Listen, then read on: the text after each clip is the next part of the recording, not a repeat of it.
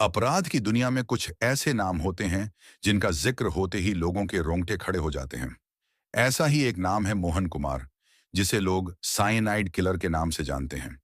मोहन कुमार का नाम भारतीय अपराध इतिहास में एक ऐसे क्रूर अपराधी के रूप में दर्ज है जिसने अपने शिकारों को बेरहमी से मारने के लिए साइनाइड का इस्तेमाल किया।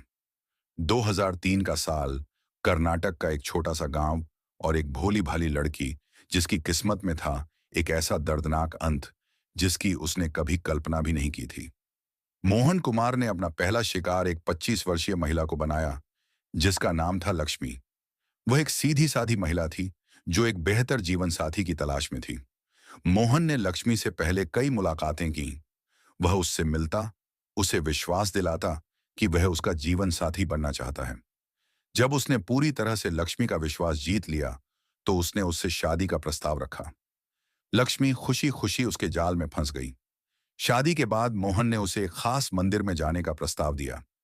लक्ष्मी ने बिना कुछ सोचे समझे उसके साथ जाने का निर्णय लिया। मंदिर पहुंचने के बाद मोहन ने उसे एक गोल्डन रंग की छोटी गोली दी और कहा कि यह गर्भ निरोधक गोली है जो उसे भविष्य में परेशानी से बचाएगी। लक्ष्मी ने मोहन पर पूरा भरोसा किया और वह गोली खा ली। कुछ ही मिनटों के अंदर लक्ष्मी का शरीर ठंडा पड़ने लगा और वह बेहोश होकर गिर पड़ी। मोहन ने उसे वहीं छोड़ दिया और खुद गायब हो गया। जब तक लोगों को कुछ समझ में आता, लक्ष्मी की मौत हो चुकी थी। मोहन कुमार के पहले शिकार के बाद उसकी हिम्मत बढ़ गई थी। उसने महसूस किया कि उसका तरीका प्रभावी है और किसी को भी उस पर शक नहीं हुआ। अब उसने एक और महिला को निशाना बनाने की योजना बनाई। कुछ महीनों बाद मोहन की नजर 28 वर्षीय राधा पर पड़ी। राधा भी एक सीधी सादी महिला थी जो एक अच्छे जीवन साथी की तलाश में थी। मोहन ने उसे भी वही कहानी सुनाई जिसे उसने लक्ष्मी के साथ इस्तेमाल किया था। वह राधा से बार बार मिलता, उसे उपहार देता और धीरे धीरे उसे अपने जाल में फंसा लिया। इस बार उसने राधा को एक मंदिर में ले जाने के बजाय एक प्राइवेट होटल में जाने का प्रस्ताव दिया। उसने राधा से कहा कि वह इस होटल में रात बिताएंगे और अगले दिन शादी कर लेंगे। राधा ने खुशी खुशी उसकी बात मान ली। होटल में पहुंचने के बाद मोहन ने उसे एक गोल्डन गोली दी और कहा कि यह उन्हें एक स्वस्थ और खुशहाल जीवन के लिए सुरक्षा प्रदान करेगी। राधा ने बिना किसी संदेह के वह गोली खा ली। कुछ ही मिनटों में उसका शरीर भी ठंडा पड़ गया और उसकी मौत हो गई। मोहन ने उसके सारे गहने और पैसे लेकर होटल से भाग निकला। अब तक मोहन कुमार का आत्मविश्वास चरम पर था। उसने महसूस किया कि वह बिना पकड़े ही अपनी क्रूरता को अंजाम दे सकता है। इस बार उसने एक 30 वर्षीय महिला जिसका नाम था सविता को निशाना बनाया। सविता एक गरीब परिवार से थी और अपनी जिंदगी को बेहतर बनाने के लिए संघर्ष कर रही थी। मोहन ने सविता से मिलना शुरू किया और उसे शादी का प्रस्ताव दिया। सविता, जो पहले ही जीवन में बहुत कुछ खो चुकी थी, ने मोहन की बातों पर विश्वास किया और उसे शादी करने के लिए तैयार हो गई। मोहन ने उसे एक सुनसान जगह पर बुलाया और कहा कि वह उससे अकेले में बात करना चाहता है। उसने सविता को उसी मंदिर में ले जाने का प्रस्ताव दिया जहां उसने लक्ष्मी की हत्या की थी।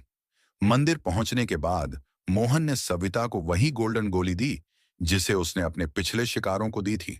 सविता ने भी मोहन पर भरोसा किया और वह गोली खा ली। कुछ ही मिनटों में सविता भी उसी दर्दनाक अंत का शिकार हो गई जिसे लक्ष्मी और राधा ने भुगता था। मोहन ने उसकी भी सारी जायदाद और गहने लेकर वहां से फरार हो गया। मोहन कुमार के इन 3 शिकारों के बाद कर्नाटक पुलिस को शक हुआ। हालांकि ये सभी मामले अलग अलग लग रहे थे, लेकिन कुछ समानताएं थीं जो पुलिस की नजर से बच नहीं सकी। हर मामले में महिला को एक ही तरह की गोली दी गई थी और हर बार वह महिला शादी के प्रस्ताव के चलते मोहन के संपर्क में आई थी। पुलिस ने मोहन कुमार की तलाश शुरू की। उन्होंने उन सभी मामलों की फाइलें खोल दी जो उसके अपराध से जुड़ी थीं। पुलिस ने मोहन की गतिविधियों की जांच की और पाया कि वह हमेशा अपने शिकारों को एक सुनसान जगह पर ले जाता और उन्हें वही गोल्डन गोली देकर मार देता था। अंततः पुलिस ने मोहन कुमार को उसके घर से गिरफ्तार किया। जब पुलिस ने उसे गिरफ्तार किया तो उसने पहले तो सब कुछ नकार दिया, लेकिन जब पुलिस ने उस पर सख्ती दिखाई तो उसने अपने अपराधों को कबूल कर लिया। मोहन कुमार की गिरफ्तारी के बाद उसके अपराधों की सच्चाई सामने आई। उसने अपने अपराधों को इतनी चालाकी और सटीकता से अंजाम दिया था कि किसी को भी उस पर शक नहीं हुआ। उसकी सजा के दौरान उसने कहा कि वह अपने जीवन से तंग आ चुका था और उसे इस खेल में मजा आने लगा था। मोहन कुमार को अदालत में पेश किया गया। उसके खिलाफ कई सबूत थे जो उसे अपराधी साबित कर रहे थे। अदालत ने उसे फांसी की सजा सुनाई।